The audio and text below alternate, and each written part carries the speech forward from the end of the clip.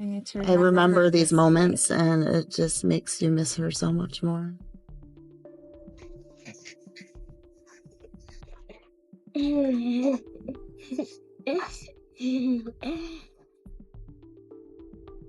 Our whole life changed in that half hour, and we lost somebody who was very, very special. And she's not going to come back. And everything we do, you just know that she should be there. Somebody needs to speak for Lauren. She can't speak for herself.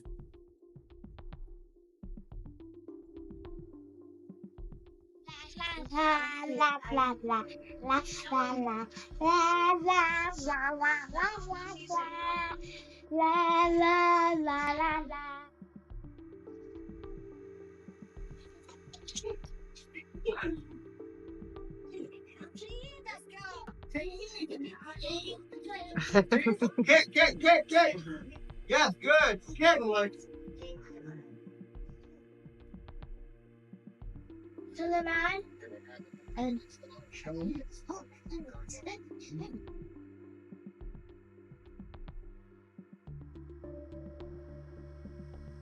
in a quiet, idyllic, and safe town, the unthinkable has happened: the tragic death of a 6-year-old girl, Lauren Belius.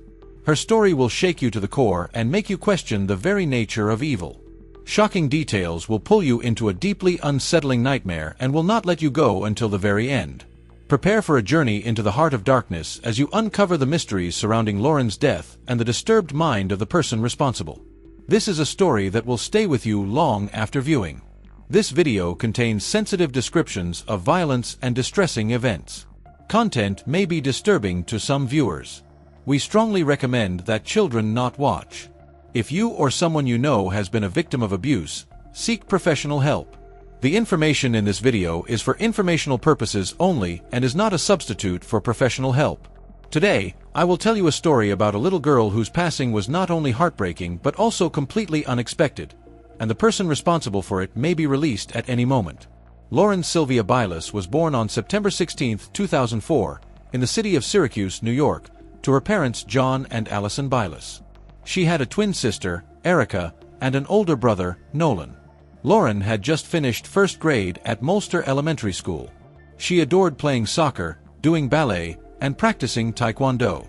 Lauren loved animals very much, sang, danced, and had a wonderful sense of humor. The girl cared about others and even donated her hair to the organization Locks of Love.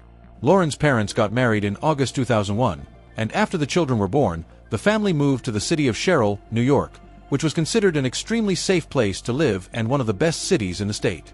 However, in 2009, the parents decided to divorce. After that, they jointly took care of the 3 children, with their father, John, spending 3 days a week with them. In June 2009, Lauren's mother met a new man named David Trebilcock. At that time, Allison worked as a senior nurse in a nursing home in Rome, and David was a certified nursing assistant at the same facility. At first, they were just friends, but from February 2010, they started dating. David became Allison's best friend and seemed to love her and her 3 children very much. He did everything for them and with them. Went shopping, taught the children to fish, and even took them to the nearby Seabreeze amusement park. Less than a year into the relationship, in December 2010, David moved into Allison's house at 48 Primo Avenue, along with her and the children. However, the couple still told Allison's children that they were just friends and refrained from romantic displays in their presence. By the summer of 2011, Allison changed jobs and started working shifts on weekends in the maternity ward of St. Luke's Hospital. David continued to work at the nursing home but started taking fewer and fewer shifts. By July, he had reduced his work to 1 shift every other week. Despite this, David and Allison soon began discussing the possibility of taking a family trip to Disneyland. They started planning the trip. First, they were going to visit David's parents in Flagler Beach and then return to Disneyland, where they would meet up with Allison's family and the children. The couple was looking forward to the trip and couldn't wait for the day of departure. But as the date approached, David confessed to Allison that he actually didn't want to go. He explained that he didn't want to visit his family and had too many bad memories associated with where he used to live. David added that the police might arrest him if he returned to his home state because, according to him, at the age of 19, he had been involved in an inappropriate relationship with a 12-year-old girl when they were both at a party, drunk and high. He also told Allison that he had cheated on her in the first months of their relationship. At first, she was offended, but then she justified his actions, and they agreed to spend only one day with David's family. Although, to be honest, how can one justify an adult engaging in such behavior, even if he was much younger when it happened? Over the next few weeks, David revealed even more information that undermined his relationship with Allison. He admitted that he had maintained contact with a woman he had cheated on her with, and they had inappropriate conversations, showing an obvious sexual addiction. David additionally told her that he often engaged in cybersex and was afraid of getting into trouble if someone found out about some of the things he said online. Very upset by what she heard, Allison told David that she needed time to process this information before deciding whether she wanted to continue the relationship.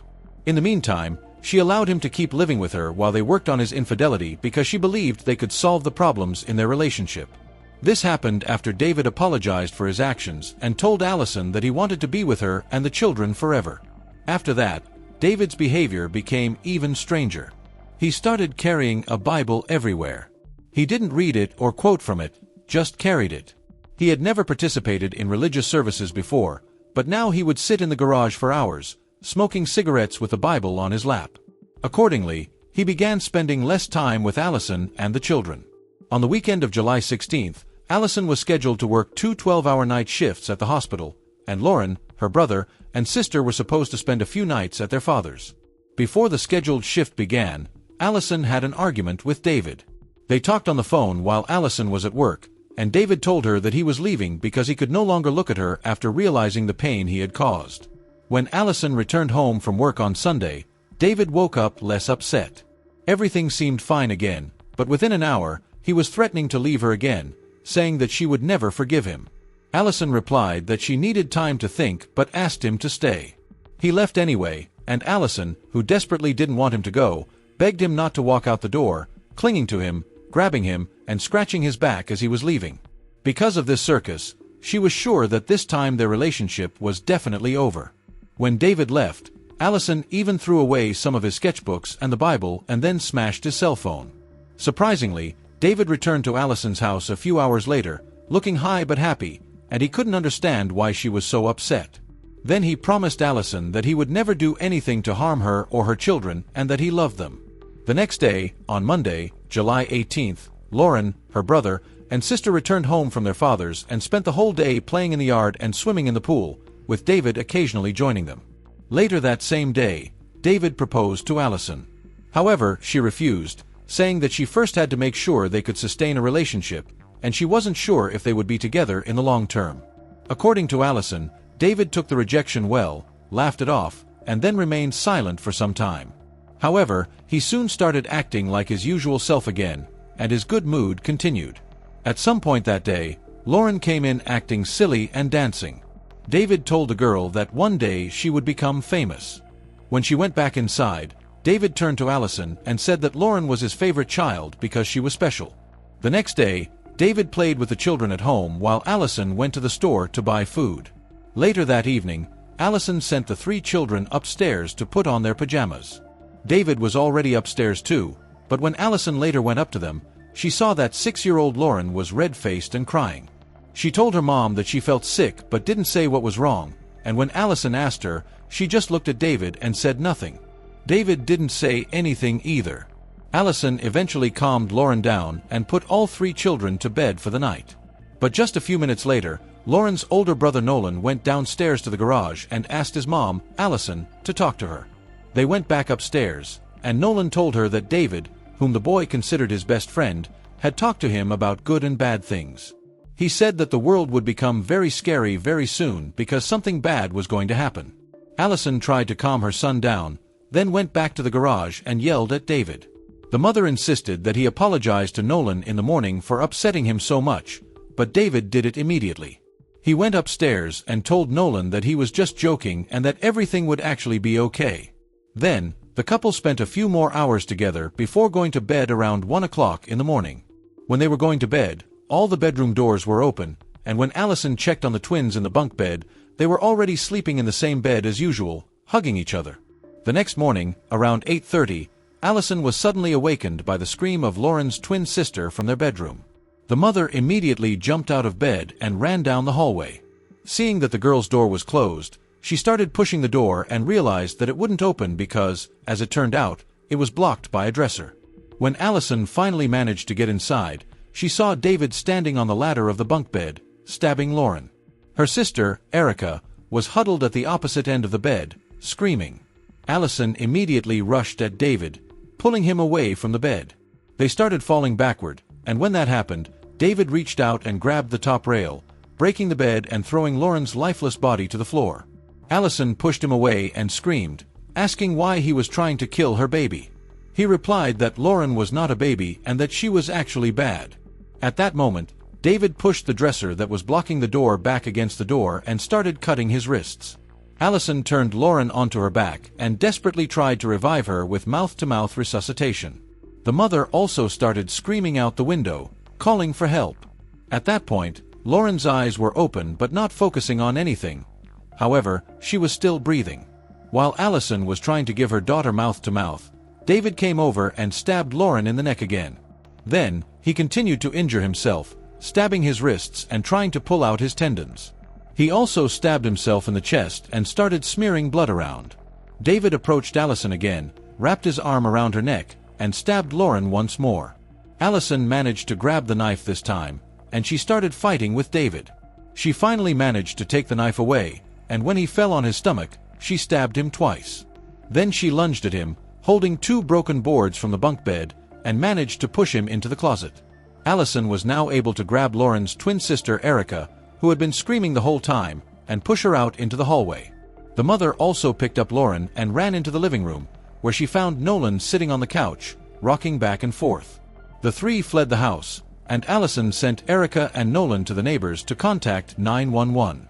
Lauren's lifeless body lay on the grass, and her mother tried to revive her again, although deep down Allison knew that her daughter was dead because she was white, cold, and covered in blood.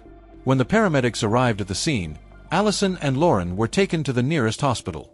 Allison had suffered a serious injury to her hand from the knife, and unfortunately, upon arrival, 6-year-old Lauren was pronounced dead. When the police first arrived at the house, Allison was still holding the knife she had taken from David's hands and then threw it at the feet of an officer. When the authorities entered the house, they found David Trebilcock in a bedroom that had been completely trashed. The carpet and all the girls' belongings were splattered with blood. David was also covered in blood and told one of the officers, "It was a little girl. I had to kill her. If I don't kill her, I'll try again." He also told the police that God and Jesus had ordered him to kill Lauren and that he regretted what he had done. He then asked the officers to just let him die. On the way to the hospital, David couldn't keep his mouth shut and told the paramedics that Lauren was evil and had to die. If she didn't die, he would come back and try to kill her again. David additionally stated, "Some people will think that what I did was bad, but it was good." He kept asking the paramedics if they would put him in a padded room when he got to the hospital and refused to give his name. When David finally arrived at the hospital, he continued to spout absolute nonsense and told a doctor that Lauren had seen what happened and he had checked her and couldn't feel any sympathy for her. The monster named David Trebilcock was eventually charged with second-degree murder, second-degree assault, and fourth-degree criminal possession of a weapon. Before killing Lauren, David actually had no criminal record except for one arrest in Dade County, Florida, in 2000, when he was only 19 years old and was fined for marijuana possession. When he went to trial for the murder of the little girl, the judge found David Trebilcock not guilty of the crimes due to mental illness or defect. All right, the record should reflect that the closing summations are over. The defendant is present with counsel, and the district attorney is present. Before reaching the verdict in this matter, the court would like to make 2 personal statements pertaining to this case. The first, the law as it currently stands in New York State says that a defendant, and only the defendant, has a right to choose if he would like to have a jury trial or a trial before a single judge. Personally, I have never agreed with this law. I think the district attorney should have the right to accept or not accept the request for a non-jury trial. In my opinion, they have an equal stake in the outcome of the trial and should have the opportunity to agree or disagree. I also think that the court should have input, and unless all 3 agree on a trial before a single judge, then the trial should be heard before a jury. I say this because I have great faith in our jury system. I think that it is a single factor that makes our justice system superior to any other in the world. I also feel that the analysis and insight of 12 people will always be superior to that of 1. Jurors often tell me that they have started deliberations with a certain mindset but changed their opinion after listening to the opinions of their fellow jurors. A single judge does not have the opportunity to listen to the insights of others. His or her decision is made alone. When I started this job, I took an oath that I would uphold and follow the laws of this state. Despite the fact that I disagree with this law that allows the defendant alone to choose whether or not to have a non-jury trial, I will follow the law and abide by his decision. Secondly, I would like to offer my heartfelt condolences to the family of Lauren Belius. There is no harder thing to endure in life for a mother, a father, and even the grandparents than the loss of a child or grandchild, especially in a case like this where Lauren was such a beautiful, innocent child. As the father of twins, I also know the special bond between two individuals that shared the same womb. Twins are each other's best friend, a person so close that they will always help you, always support you, always nourish you through good times and bad. This special bond should never be broken. It has been broken here, which makes me grieve for Erica Belius, another innocent child who will always be affected by this senseless act. Lastly, it should be clear to everyone that David Trebilcock, and David Trebilcock alone, is solely responsible for this tragedy. No one, and I mean no one else, shares any blame in this world or in examining this entire case. It is clear that no one could have anticipated that he would take the life of an innocent child. For someone to ever suggest that anyone other than the defendant shares any responsibility shows that they don't know the facts of this case or have some other twisted agenda. Again, David Trebilcock is solely responsible for this tragedy. There are 3 charges contained in the indictment: murder in the second degree for causing the death of Lauren Belius, assault in the second degree for causing physical injury to Allison Belius, and criminal possession of a weapon in the first degree for possessing the knife used to kill and injure the 2 victims. The burden of proof is on the people to prove each of these charges beyond a reasonable doubt. The people have met their burden and, quite frankly, have proven the defendant's guilt beyond all doubt. If I could stop my evaluation here, the defendant would be guilty of all 3 charges. The defendant has raised the affirmative defense that he lacked criminal responsibility by reason of mental disease. The defendant is alleging that, at the time he killed Lauren and hurt Allison Belius, because of his mental disease, he lacked the capacity to know or appreciate either 1, the nature and consequences of his conduct, or 2, that such conduct was wrong. Since this is an affirmative defense, the defendant has the burden of proof. This burden of proof is much lower than the people's proof for the crimes, which is beyond a reasonable doubt. The defendant has to prove his affirmative defense by a preponderance of the evidence. A preponderance of the evidence means the greater part of the believable and reliable evidence in terms of its quality, weight, and convincing effect it has. It is often described as a tipping of the scales. Even 51 to 49% is sufficient to meet the defendant's burden. Anyone who sat through this trial understands that this is a critical question before this court. Has the defendant established that a mental disease has prevented him from knowing or appreciating the nature and consequences of his conduct, or that such conduct was wrong? A layperson, including a judge, has very little insight into mental diseases of the mind and how they affect human conduct. During this trial, we had the benefit of hearing from 4 doctors who spent substantial time with the defendant trying to understand his disease. They all had impressive educational backgrounds and had achieved positions in their professional careers where they were qualified to offer an opinion to this court. Each doctor shared the opinion that the defendant suffers from paranoid schizophrenia, which was significant to the court. But in analyzing all of the testimony, the court freely admits that the most persuasive testimony came from Dr. Lawrence Farago. Anyone who heard his testimony had to be impressed with his professionalism and his unique ability to describe complex medical terms and issues in a language that could be understood by all. He did such an exhaustive review of the facts and background of this case that he rarely, if ever, had to look at his 48-page report. The people, in their closing summation, were critical of Dr. Farago. The people complained that Dr. Farago never spoke to Allison Belius prior to reaching his decision. What has not been stated was that he was the people's witness, their expert, who would have done whatever they directed him to do. The people supplied Dr. Farago with the reports he reviewed. They supplied him with the witness statements. They supplied him with the tape recordings of the defendant. They supplied him with the multiple statements of Allison Belius. They gave him everything that he reviewed and studied. I am sure that if they had directed Dr. Farago to speak with Allison Belius, he would have done so. Having not directed him to do this, I think it is unfair at this point that they criticize him for not doing so. Another factor that points to the integrity of Dr. Farago is that he was hired by the district attorney's office but ended up being a defense witness. His medical opinion is not for sale, no matter who is paying the bill. Frankly, I have not seen a more impressive expert witness in my 16 years on the bench. The last question I asked Dr. Farago was whether the opinion he rendered about the defendant was a tough or difficult call. He stated that it was not. Everything he looked at and studied pointed to the conclusion that the defendant suffered from paranoid schizophrenia, and this, without question, caused the defendant to lack the capacity to know or appreciate 1. The nature and consequences of his conduct, and 2. That his conduct was wrong. Dr. Farago's testimony, as well as the similar findings of the 3 other doctors, convinces this court that the defense has met their burden of proving the affirmative defense by a preponderance of the evidence. Therefore, as to the 3 charges contained in the indictment, the court finds that Mr. Trebilcock lacks criminal responsibility by reason of mental disease or defect. Please note that I did not find that the defendant was not guilty. My finding is that he lacked criminal responsibility because of his mental disease or defect. Dr. Farago also testified that, in his opinion, the defendant's prognosis for recovery is poor. Many will probably want to know what will happen to Mr. Trebilcock at this point. Today, I will issue an order to have 2 psychiatrists conduct an examination of the defendant. The defendant will remain in Oneida County Jail until the doctor's reports are completed. These reports will be shared with the district attorney and with defense counsel.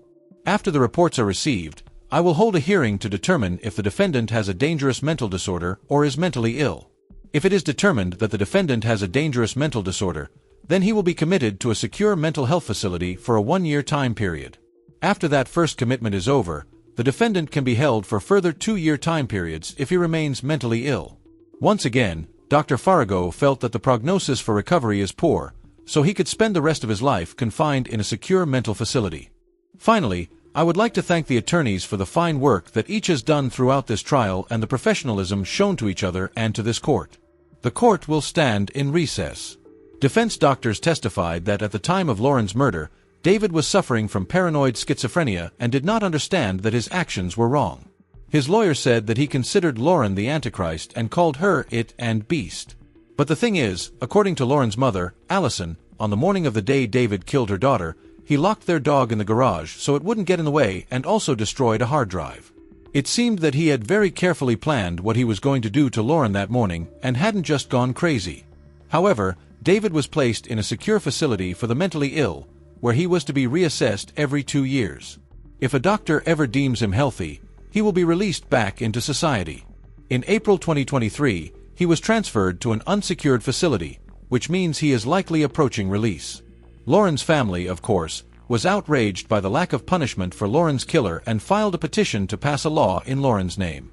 I don't care if he's in a lockdown facility for mental health or a prison. I just want to know that he's not anywhere where he can hurt anybody else because he will. 2 years ago, Allison Belius was shocked to learn that the man who killed her daughter would be held in the mental health system, not in prison. David Trebilcock brutally stabbed 6-year-old Lauren Belius to death in 2011 in the house in Sherrill where he lived with Allison. I don't think he would have stopped until we were all dead that day, Allison thinks. He is in custody, but since he is in the mental health system, she is not sure. There's nothing for us, no protection, and we just never know when he'll get out. She doesn't feel safe, not for herself or for the children who survived. He's got no criminal record, so if he is discharged at any time, then there's no warning to anybody else that he's done the things that he's done. Now, Allison is advocating for what she calls Lauren Sylvia's Law. This will allow us to better track murderers, and she is already receiving a lot of support. She has collected over 20,000 signatures on a petition. We think a murderer is a murderer, no matter the circumstances. He knowingly took the life of a child and should have to pay for that, and should have to stay someplace for at least 25 years, hopefully for the rest of his life. In the name of her daughter, as well as to protect the rest of the family, Allison is fighting for a change in the law. Later, Lauren's Law was passed, and it states that if a murderer is later deemed mentally healthy and released from a psychiatric hospital, that person must serve the rest of their life sentence in prison, as it should be. Shortly after the murder of Lauren Belius, a candlelight memorial service was held for her, and dozens of neighbors, friends, and complete strangers gathered to remember the 6-year-old girl and support those who loved her. Lauren's father, John Belius Jr., spoke publicly after his daughter's death and said that the only consolation for him is knowing that the last thing he did with Lauren was spend a wonderful day with her. A few days before Lauren's death, they had gone to the Enchanted Forest Water Safari amusement park, and everyone had a great time. He continued, "It's heartbreaking. She was my little queen. Everyone called her queen, and that's how she was treated, like a queen." John said that he had only talked to David once but often asked the children about him and how he treated them. However, he never saw anything wrong. In fact, the children loved David. The girl's brother, Nolan, told his father, "David lied to us. He said he would never hurt us, but then he killed Lauren." In 2020, the children's father, John Belius, also died, so now they are being raised by their mother, Allison, alone. She said that both children are doing okay and continue to attend counseling. Lauren's funeral was held on Sunday, July 24, 2011, at the Laro Battier Funeral Home in Camden, New York. She was then buried at Forest Lawn Cemetery, also in Camden.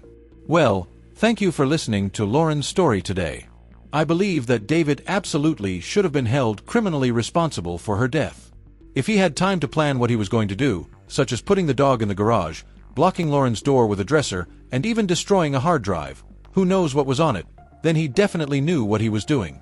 As for that mysterious hard drive, based on David's sexual addiction, having sex with a 12-year-old girl when he was 19, Lauren crying the night before the murder but not saying what was wrong, and only looking at David, as well as his words to Allison that he was afraid of getting into trouble if someone saw what he was writing online. It makes me wonder if he was sexually abusing Lauren and killed her to cover it up.